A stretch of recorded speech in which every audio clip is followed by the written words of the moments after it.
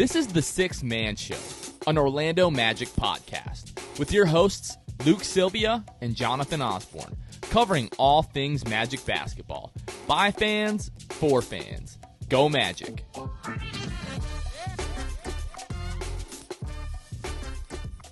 What's going on, Orlando Magic fans? You guys are back with the Sixth Man Show. Today is June 16th, 2022. Jonathan Osborne here. Special co-host this week from Orlando Magic Daily, Locked On Magic, Philip Rossman-Reich. Philip, how are you? I am doing good. As you just said, June 16th, we're almost there, man. Almost there. I feel like everyone's itching to just get this thing over with and get to Summer League. I agree with you. It's been, roughly 4.5 weeks since the NBA draft lottery, and ever since then, it's just like, okay, now we're looking ahead to the draft, kind of waiting for that. The discourse right after the lottery was like, oh, this is great. Everything is so exciting. And now people are really set on who they want.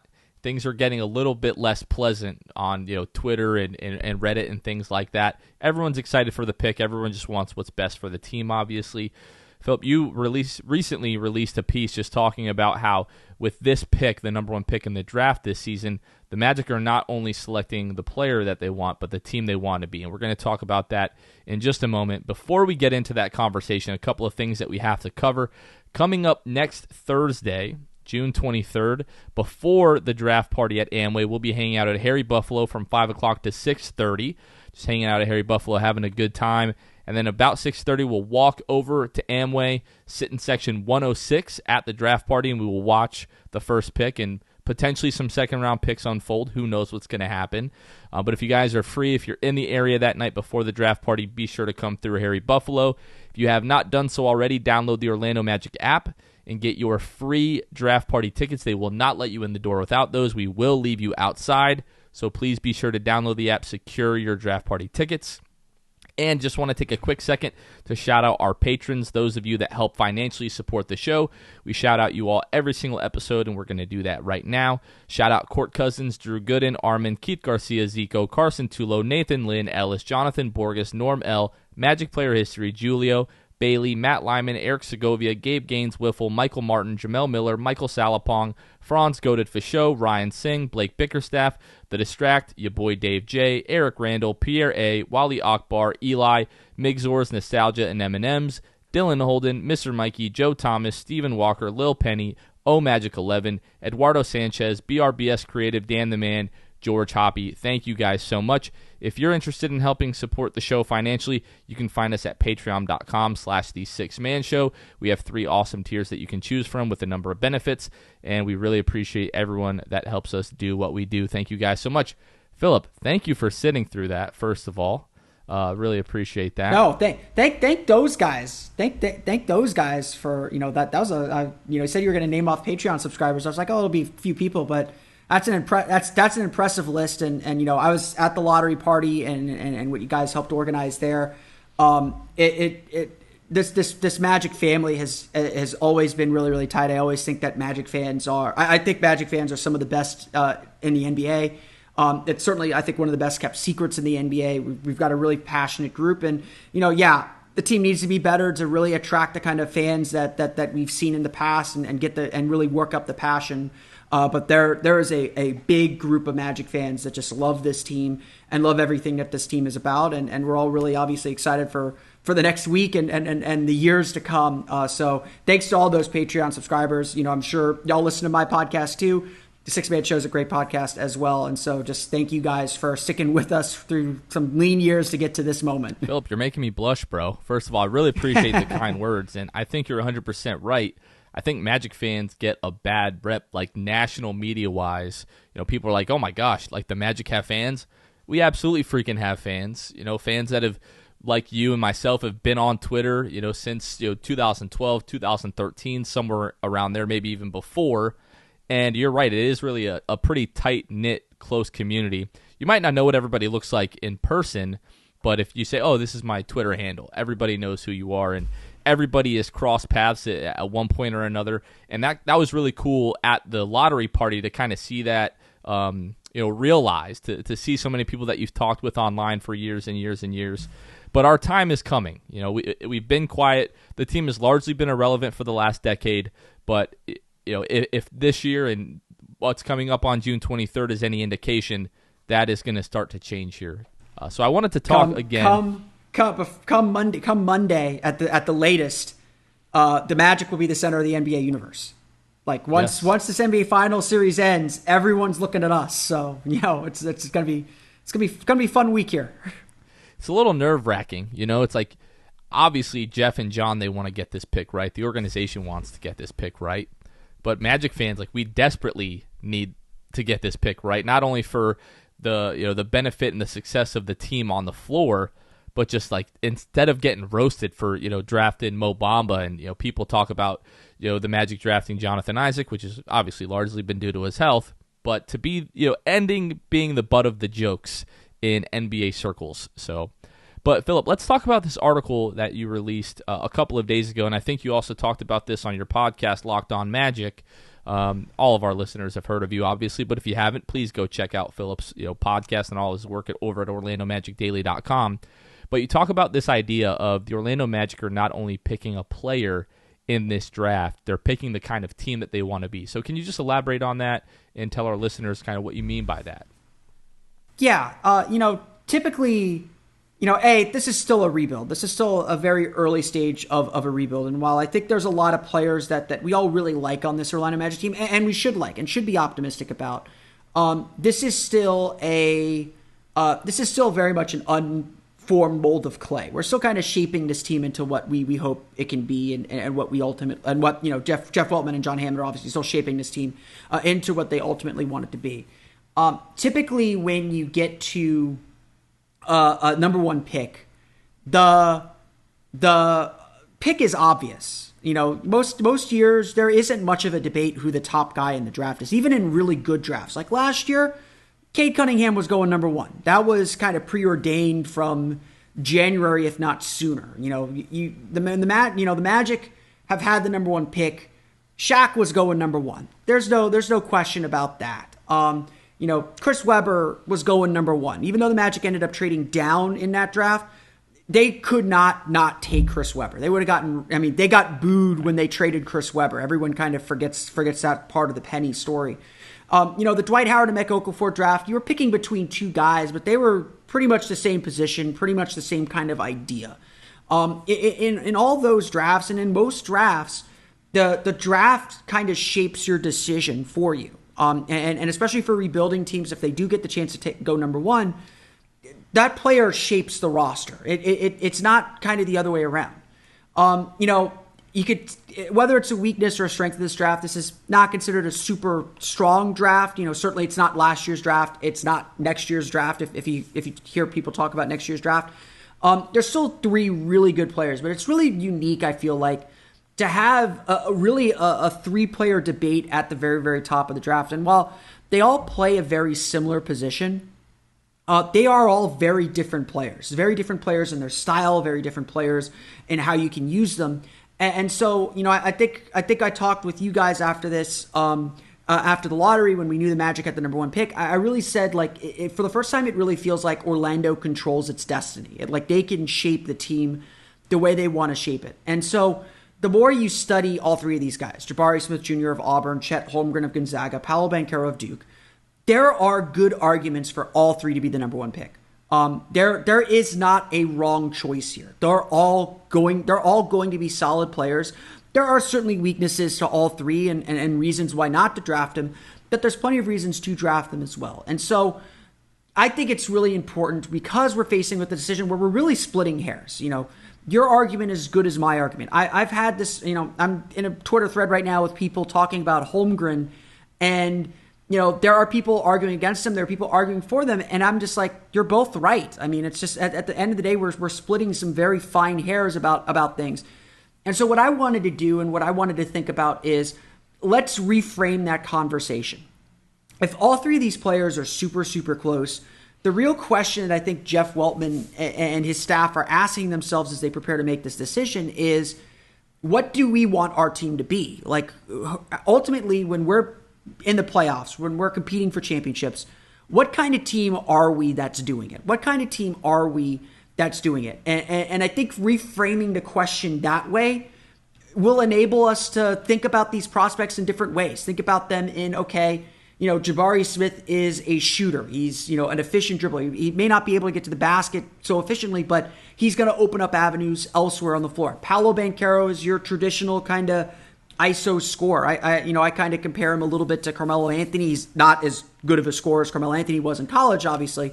But I compare him to that kind of style where you're going to give him the ball on the block, on the mid post. He's going to be able to create a little bit for others. He's going to be able to score in isolation. That's a distinct style of play. And obviously Chet Holmgren is super unique with his size and his ability to work off the dribble, his ability to shoot from the outside, that opens up different avenues too. And so to me, the question isn't necessarily which player do you pick. It's who do you want this team to be at the end of the day? I think one of the criticisms that a lot of us have of Rob Hennigan in the first rebuild that this Magic team went in after Dwight Howard left was he just seemed to be collecting talent, and the team didn't really have kind of a cogent vision. I think it's really important, even with this first pick, have a vision of what this team's ultimately going to be. And so with that in mind, I think that it's good to frame the question of, okay, we have these three prospects that are all really good, all very, very similar. What is our team actually going to look like? What do we want our team to look like? We have the power to kind of shape the team that way. So why not think about and use that power now? And I think that reframing that question is really important as you're making a decision like this. Now, you go on in the article, we start to talk about how, Jake Fisher of Bleacher Report, reports that Banchero is at this time not under consideration for the first pick. And you write that it does not appear that Banchero will even make his way to Orlando for a workout at this point. So we had Jabari in Orlando last Thursday. It seems like by all accounts we're going to have Chet, sometime this week in Orlando. What do you think it is about Paolo that he has kind of fallen out of consideration with the Magic for the first pick? Now, we don't have that confirmed, but without reports of Paolo coming to Orlando, kind of the writing is on the wall, right?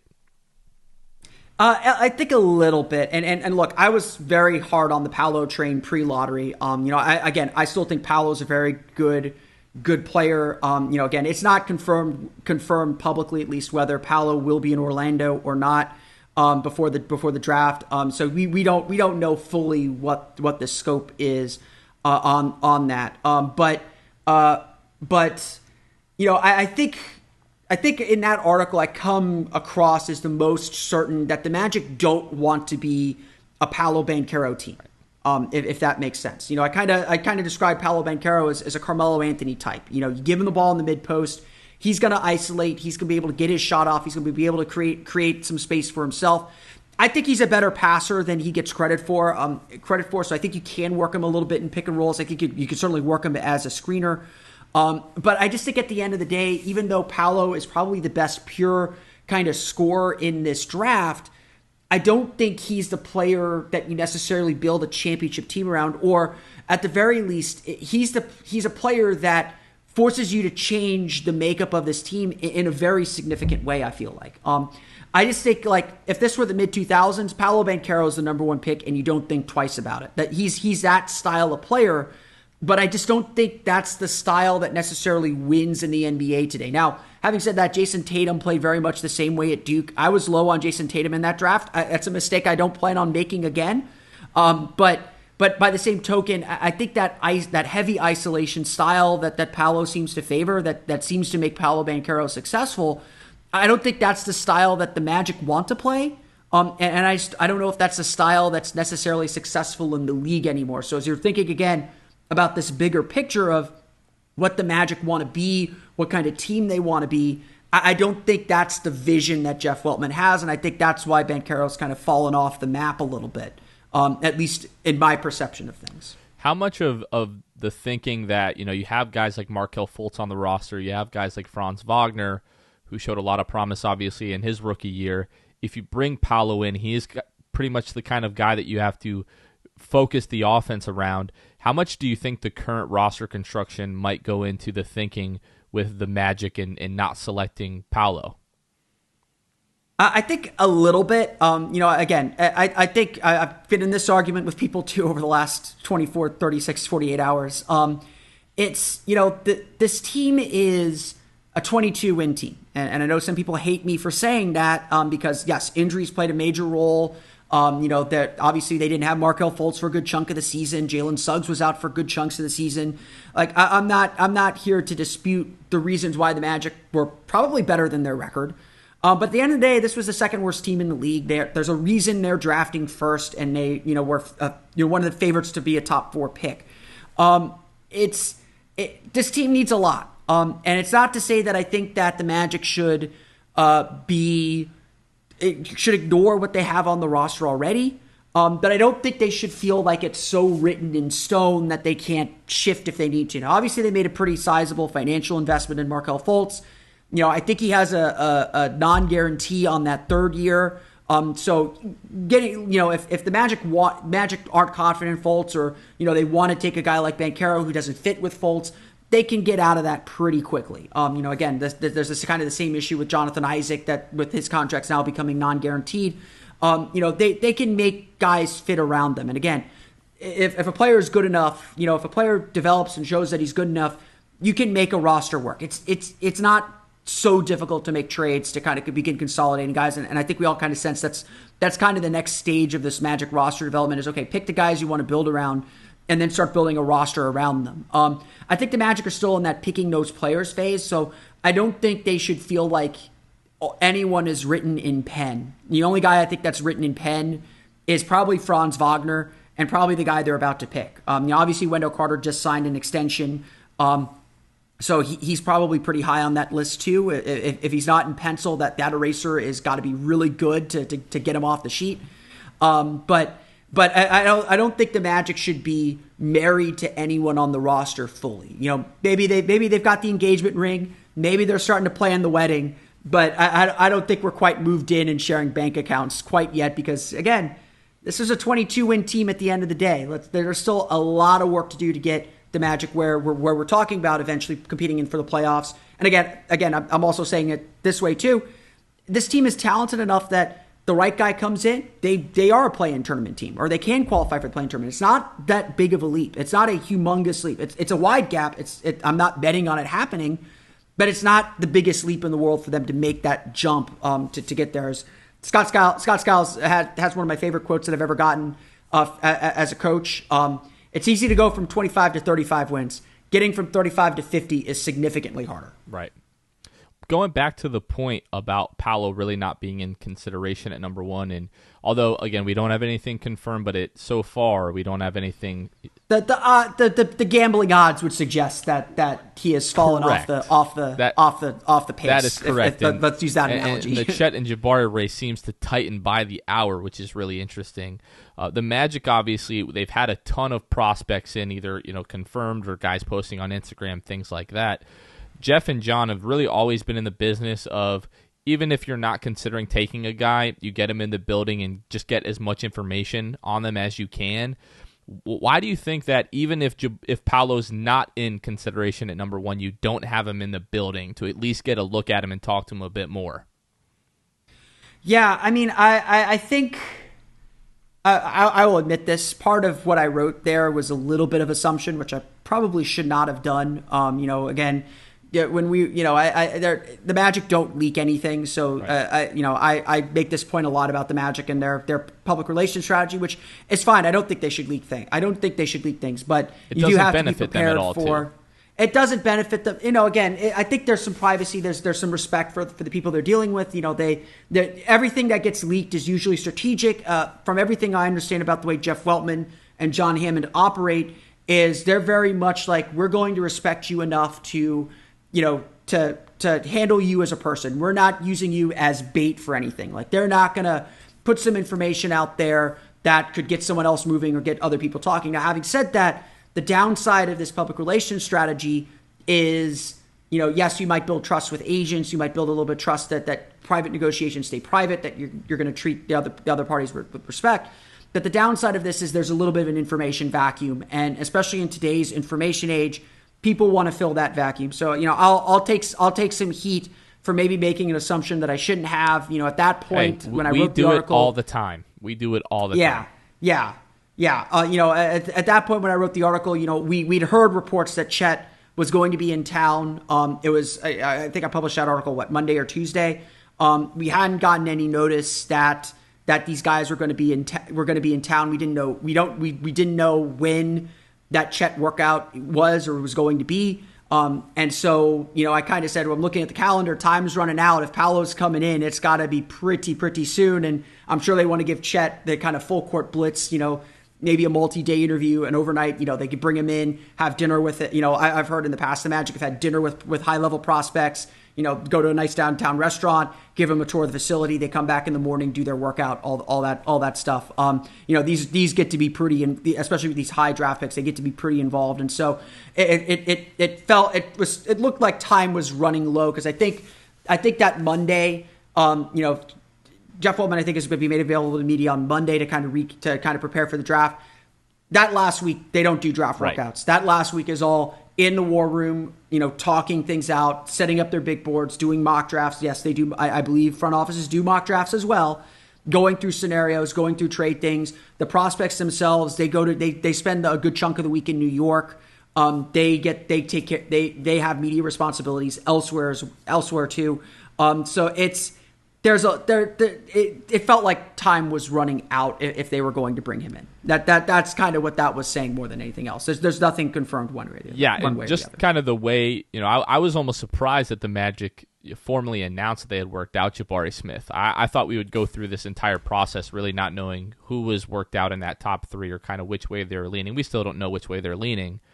But you're 100% right. We're running out of time. Like if Chet works out, tomorrow or the next day, which is Thursday, Friday, then maybe you've got Saturday or Sunday to work out Paolo. They're not going to bring in anyone to work out the last week of the draft, especially not a guy that's slated to go in the top three of the draft. Maybe it would be like a guy that's hoping to work his way into the first round or a guy that might be slated in the second round, but you're not going to bring in a highly touted prospect 2 or 3 days before the draft. That's just not going to happen. So I'm interested to see kind of how they go about that. If we do get an official announcement from the Magic that they worked out Chet or Paolo, and then what that workout looks like. Because the rumors, and I think you can probably speak to this better than I can, is that Jabari's workout lasted close to 2 hours, which is not necessarily typical. So if we get a Chet workout that's 45 minutes or an hour, or it goes, let's say, 3 hours, then, again, we start to fill that information vacuum with, all right, now what is that? It's a lot of information vacuum. Yeah. Did that 2-hour workout mean anything to you? No. Honestly, some of the things that I've started to hear about not that workout, but about Jabari Smith, makes me think, okay, maybe that gap, that time meant something. We in the media have a little bit of a joke about the Magic. This is not to hate on the Magic. They do their best. All the love to Joel Glass and his crew. We do joke that you're running on Magic time. Yeah. When they post a time of when practice is going to be available, like Stan Van Gundy was really bad about this. When he posted a practice time, it was an hour after that time that the Magic were done with practice. They tried doing availability before practice under Jacques Vaughn to try and say, hey, we're going to be better about being on time. But everyone hated that because, well, what if someone gets injured during practice? Right. And we've talked to them before, that doesn't help us either. It was long. No doubt about that. Certainly a bit of a surprise at how long it took from the time that we were told as the media that Jabari Smith would be available to get there. But it wasn't so abnormal or so out of the ordinary. Again, I've heard nothing. I've personally heard nothing out of that individual workout to suggest it was good or bad. Right. I don't think it means anything. There's been a few podcasts. I think the Mismatch talked a little bit about Jabari Smith Jr. and his work ethic. I've talked to some people who follow Auburn pretty closely, who all say this kid just wants to work. This kid just wants to. This kid had to convince Auburn to open up the gym earlier for him so he could get in and get shots up. From everything I understand about this kid, he just wants to work, and he will just keep going if you don't stop him. And that may be what happened at the end of the day. But who knows? Who knows? Yeah, it's going to be, again, it's going to be interesting to see if we do get an announcement about Chet Holmgren. There's this running joke that it seems like the Magic never end up with the guys that they work out. You go back to like a Trae Young, even, a Wendell Carter Jr., who we now have. But yeah, that's going to be interesting to see. And I know we made a reference to this a few minutes ago, but the betting odds between Jabari and Chet are really starting to tighten. Even Paolo, who was at like a plus 2,500, is now close to like plus 1,500. What, if anything, do you make of that, specifically in regards to Jabari and Chet? I think some of it is boredom. I think we see. No, like seriously, we see this. We see this even in drafts where it's like clear who the number one option is. Like, there'll be a certain point in the pre-draft process where they're like, maybe Jalen Green should go number one. Why not put Jalen Green number one? Why isn't Detroit like thinking about Jalen Green at number one? I think some of it is just a little bit of boredom. I think, not that this is an easy choice, not that this is a particularly runaway draft. This is a narrow choice. This is a real difficult choice, I think, for the Orlando Magic to make this pick. Between three guys, who knows, maybe even more. But I think that there's always a bit of with bettors, it's Chet. There's still if it's a 50-50 shot or whatever it is that they'll pick Chet, and Chet's going at these really good odds. Why not put a few bucks on it to say it and cover yourself with Jabari? I mean, just the way gambling works.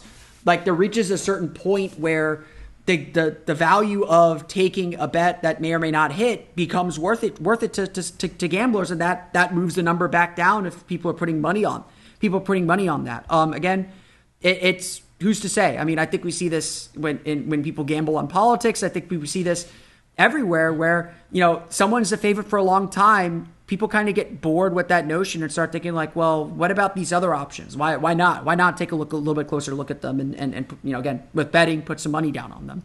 You make a good point, and some of our listeners might not understand that, but Vegas is influenced by the amount of money and the amount of bets that are being placed on a particular player or outcome. So the more money that comes in on Chet, Vegas is going to start to lower the odds kind of in his favor as well. So like you said, it's most likely nothing.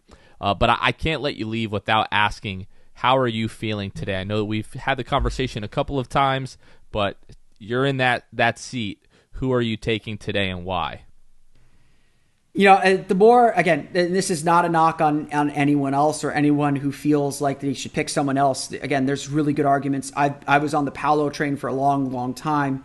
But the more I watch Jabari Smith Jr., the more I think that he has it. The more I think that he gives the Magic the most, gives the Magic a lot immediately, but could give the Magic a lot down the road too.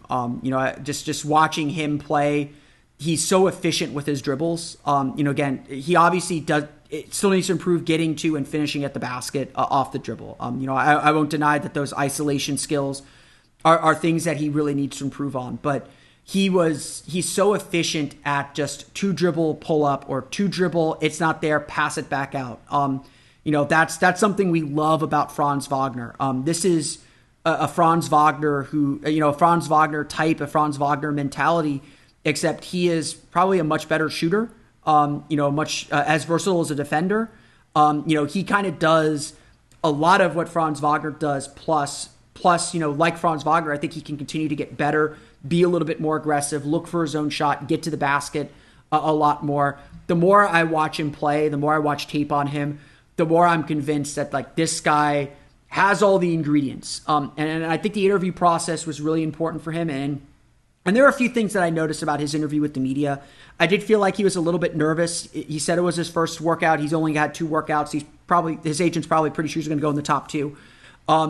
He felt a little bit nervous in that big setting, but the one place that he always seemed really sure were 2 things, and there are 2 things I think the Magic were really happy to hear. One, I will do whatever it takes to help this team win, whether it's scoring 30, whether it's scoring 10. I want to help my team win. Again, obviously you say the right things, but there was definitely a change in tenor when he was asked those kinds of questions to say like, I'm for certain about this. And it also felt like he was very, very certain that he's going to be very good, and that he's going to put the work in to be very, very good. And those were all really good things to hear. Because, again, I think that he can give a lot. And, I know some people might kill me for this comparison, but like, I think that he could be Chris Middleton or he could be Jason Tatum. If he becomes, right now, if he doesn't change a single thing about the way he plays, his ceiling is probably Chris Middleton. I've compared him a lot to Rashard Lewis. That's kind of been the comparison that I've given for him. And I've said, do you build a team around Rashard Lewis? And the answer to that's probably no, but Rashard Lewis is still a two-time All-Star, redefined the power forward position. Like, this is kind of Rashard Lewis evolved in a lot of ways. He's got Rashard's Seattle athleticism with his Orlando shooting, which is a really, really scary player. But I also think that Jabari can be Jason Tatum. And the difference between those two players is just an aggressive mindset. And I think that's going to, and I think personality-wise, I think you might have to coax it out of him a little bit. But if you can get it out of him, he's already such a smart basketball player. He's already so efficient and smart. He only has to add, a few drives per game, a few times getting to the foul line, and he's averaging, 25 a game, or because he can be a spacer too. I mean, not to say that he's going to be Kevin Durant, but Kevin Durant is very much the similar kind of player. 2 dribble pull-ups at the elbow. He gets to the basket occasionally, but he's not constantly, he's not constantly getting to the basket. He hits his spot up threes. He gets his points in a variety of different ways. And like we said earlier, it's about the team the Magic want to be. The Magic want to be a versatile defensive team. That's a big, big thing. They want to be a team that shoots threes. They want to be a team that plays smart and moves the ball. To me, like Jabari, the more I watch Jabari Smith, the more I see all the things that Jamal Mosley's talked about and the way the Magic want to play. There are things he has to improve on. I think Paolo Banchero is probably going to be Rookie of the Year at the end of the day, but to me, like Jabari Smith, he can be really, like, not just special, but really special. And really, whether he's going to be that is going to be really up to him in a lot of ways. And I'm sure that was something that the team was trying to figure out in that interview and in that workout is like, how special is this kid going to be? How special does this kid want to be? And if he answers those questions well, then I think he's the pick. He's the pick. And back to your point about KD, KD's got a pretty lethal turnaround jumper, and Jabari already has that to a certain extent. Now, without kind of denigrating Chet, there are people that are on the Chet train. There are some people that are on the anyone but Chet train. What is it about Chet that he hasn't sold you on being the number one pick? Yeah, I think a lot of it, I hate to say it, a lot of it is the frame. I think that he wants to be aggressive, is not afraid to be physical. People who say he's Mo Bamba, I disagree with that wholly. Like no offense to Mo, but like we've watched Mo for 4 years. He does not roll to the basket at all. Like you could probably count the number of rolls he had on 2 hands. Maybe you need a foot. At least last year. He's popping to the 3-point line. He's avoiding contact. Defensively, he's just kind of drifting around a little bit. Again, there's just an awareness issue. I think that was a big deal for Mo. And I think a lot of it's just overthinking with him. And just, some of that you could get away with experience. But there are some rough moments from Mo Bamba this year. Chet Holmgren is not afraid to take a hit. He's not afraid to body someone up. He may not be able to move someone off the block, but he's not afraid to throw his weight around. But again, like I said, I think it's what kind of team do you want to be? What kind of team is this Magic team trying to be? And I do think that, Chet is unique, a really unique player, but I don't think he is so unique or so certain to hit that you scrap what you're doing and build around him and build around his strengths. I think at the end of the day, you're always going to need a center next to him, another tall player next to him to handle those bigger centers. I mean, at the end of the day, you're trying to win a championship. Yes, he's not going to be defending Joel Embiid every night or have to play Joel Embiid every night, but you get to the Eastern Conference Finals, Joel Embiid's going to be sitting there waiting for you. Bam Adebayo is going to be sitting there waiting for you. Those guys are going to drive their shoulder into your chest and test you physically every single time. And, I don't think, again, I think Chet is up to the challenge, but am I willing to invest this really, really, really high piece of real estate on it? I just think that's too risky for my taste. I understand people who really like him. I think there are not 7-footers that move that fluidly, and I don't think we saw everything he could do at Gonzaga. If he comes in for an interview, when he comes in for an interview, he's going to have to answer those questions. He's going to have to really blow. I think he's going to have to really blow people away in the workout. I love how confident he is. I love that he thinks. I love that he thinks he's the best player. And honestly, if there's Victor Wembanyama's coming next year. If he were Victor Wembanyama, this draft wouldn't be close. We'd be picking Chet Holmgren. If Victor Wembanyama were in this draft, I'm taking Victor Wembanyama, and I don't think twice about it. But that's the issue, is Chet Holmgren has enough of these question marks to make me say, again, I'm not sure I'm ready to invest a really high piece of real estate. I hate to say that you want to cover yourself a little bit with the first pick. You should take a big swing with the first pick, but you need to make sure you get something out of this pick. You can't be back in this position again next year or a few years down the road. Yeah, you brought up a good point, and I want to kind of leave you with this last question here. You mentioned Mo Bamba, right, and kind of the role that he played this year and just some of his shortcomings. When that Cole, Jalen Franz, Mo Bamba, Wendell Carter lineup was healthy, it was one of the better lineups in the league, at least at the beginning part of the season. What do you think about, Chet kind of stepping into that Mo Bamba role next to Wendell Carter and just kind of magnifying all the things that Mo Bamba does really well? Chet Holmgren, in terms of a rim protector, I think is going to be even better than Mo Bamba. Probably just as good of a shooter, if not better of a shooter than Mo Bamba right now. I definitely get the concern with the frame and Chet playing with some of the bigger lineups, but I almost feel like Wendell Carter is kind of the perfect type of player to play alongside Chet Holmgren in the backcourt. Yeah, I agree completely with that. They're not guards. Sorry about that. They're not guards. Maybe they are. Who knows? It's positionless Chet might be basketball. A guard. Who knows? Right. It's positionless basketball, man. No, I actually 100% agree with that. If the Magic do draft Chet Holmgren, I think they are positioned to ease his transition better than almost any team because of that. I joked about this late in the season, but I don't think it's 100%. I don't think it lacks a kernel of truth. I think the Magic played Mo Bamba and Wendell Carter together as sort of a proof of concept to think about whether Chet would work. Because, Chet's been on the radar for a while now. He entered the year as a top prospect on a lot of boards. There are all these questions beforehand, but, Chet still stayed in that top group the entire year. Jabari Smith rose into that group. Paolo Banchero rose into that group. Chet's always been there. So it's not like he's some prospect that people haven't known about. So I do think that Orlando is situated really well for Chet to be successful early in his career. He won't have to guard Joel Embiid right off the bat. Again, there's only so many Joel Embiids, but he won't have to deal with that right off the bat. And that was really successful. Wendell Carter was pretty decent on Joel Embiid when he guarded him, actually. The 50-point game, I think Wendell was out that game. I think that was a Mo Bamba Joel Embiid one-on-one matchup.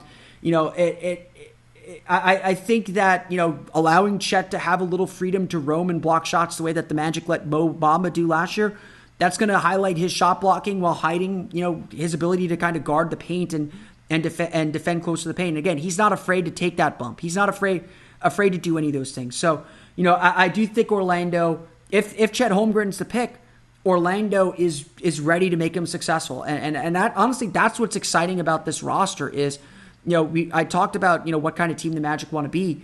That the roster they have right now is situated well for pretty much anyone they grab at this point. So, again, you'll have to move some pieces around. You'll have to continue to find ways to get better. Does Markelle Fultz work with a kind of more ball-dominant guy like Paolo? Those are all fair questions to ask and questions that you figure out. But, I do think Orlando is situated really, really well for all three of these guys to find success and find success pretty quickly. As always, Philip, love the insight. Appreciate you taking the time to join the show. Can you tell our listeners where they can find you, where they can find your work? Yeah, obviously the best place to find my work is at orlandomagicdaily.com. You can follow me on Twitter at omagicdaily. We're still doing a lot of draft recaps. I'm going to be doing one more mock draft probably early next week. There's a lot going on, and those take a lot of time to write and work on.